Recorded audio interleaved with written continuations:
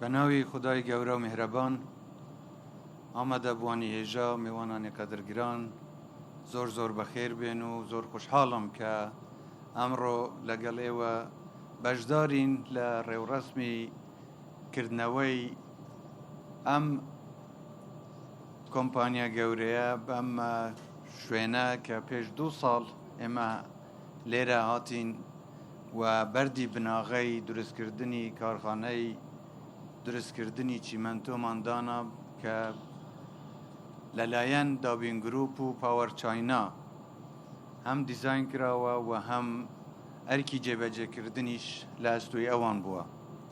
کەمتر لە 2 ساڵ ئێمە لێرە بووین و لە ماوەی خۆیدا ئێستا ئەنجامەکەی دەبینین. جێی دەستخۆشیە بەڕاستی کە کارێکی لەم چەشنە و بەم جۆرە بەم خێرایە ئەنجامیان داوە. جێی سەربەرزی و شانازیە کە دەبینین توانایی ناوخۆیی لەگەڵ هاوکاری دۆستەکانمان لە دەرەوە کە دەتوانن کەرتی پیشەسازی بەم جۆرە لە کوردستان بێنا بنێن و دەستپێکێک بێت بۆ هەنگاوی گەورەتریش لە داهاتوودا. ئەوەی جێی دڵخۆشیە دەبینین کە لێرە گرنگیەکی زۆر بە بابەتی ژینگە پارێزی دراوە و فیلتەری ئەم هەموو دووکەڵ و ئەم هەموو گازەی کە بە پێچەوانەوە دەبووە کێشەیەکی سروشتی ئێستا ئەمە چارەسەر کراوە. من دەستخۆشی لە جێبەجێکارانی ئەم پرۆژەیە دەکەم کە بابەتی ژینگە پارێزیان لە بەرچاو گرتووە. هیوادارم هەموو شوێنی تریش ئەمەیان لە بەرچاو بێت و بەشێکی سەرەکی لە کار و پیشەیان ئەوە بێت چۆن ئێمە ڕێز لە سروشتی خۆمان بگرین و ژینگەی خۆمان بپارێزین. بەرهەمی ئەم کارگەیە زیاتر لە 2 ملیۆن و نزیکەی 100,000 تۆن ساڵانەیە چیمەنتۆ کە بێگومان ئەمە بەشێکی زۆری پێداویستی هەرێمی کوردستان و لە سەراستی عێراقیش دابین دەکات. چەندین پرۆژەی تری هاوشێوەش لە کوردستان هەن.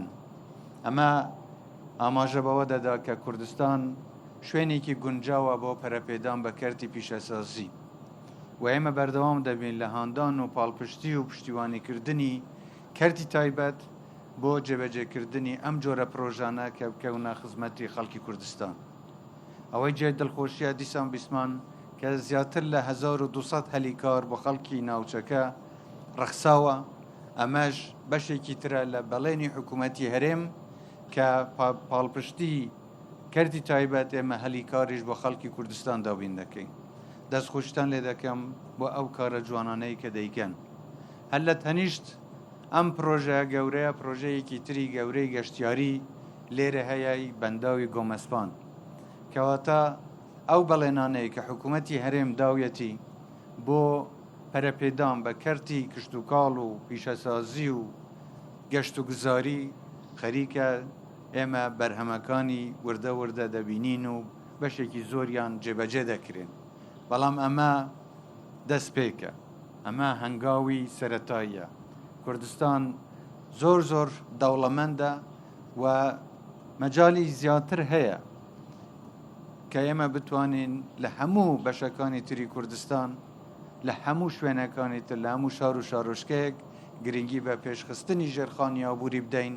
لەو شوێنانەی پێویست بێ کەرتی پیشەسازی گرنگی پێدەدەین، لەو شوێنانەی پێویست بێ کەرتی کەشت و گوزار گرنگی پێدەدەین و کەرتی کشتتوکاڵیش هەر وەکو خۆشتان دەزانن ماوەیەکی زۆرە ئێمە و بەرهێنانێکی زۆرمان کردووە و هانی جوتیارەکانمان داوە کە ئەوان بەردەوام بن لە پێشخستنی کەرتی کشتتوکاڵ.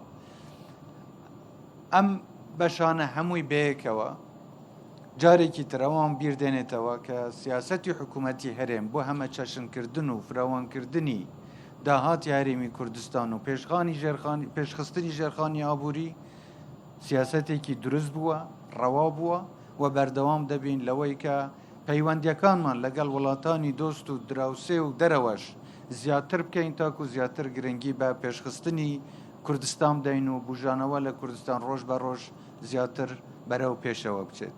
تاکو سەقامگیری و ئاسایش لە ناوچەکەدا بەردەوام بێت کوردستان بێگومان زیاتر هەنگاو بەرەو پێشکەوتن دەنێت و ئێمە هەموو ئاواتمان ئەوەیە کە خەڵکی ئێمە خەڵکی کوردستان ئەو کەسانەی سەردانی کوردستانیش دەکەن بە ئارامی و بە ئاسایش و بە دڵنیایی بژین و ڕوو لە ئایندەیەکی گەشتر بکەن. جارێکی تر دەستخۆشی لە جێبەجێکارانی ئەم پرۆژە گەورەیە دەکەم، دەستخۆشی لە دابین گروپ و پاوەر چاینا دەکەم و هیوادارم هەمیشە سەرکەوتوو بن و چاوەڕێ دەکەین پرۆژەی هاوشێوە و پرۆژەی تریش لە بەشەکانی تری ئەم کوردستانە خۆشەویستەمان ئینشەڵڵا جێبەجێ بکرێن.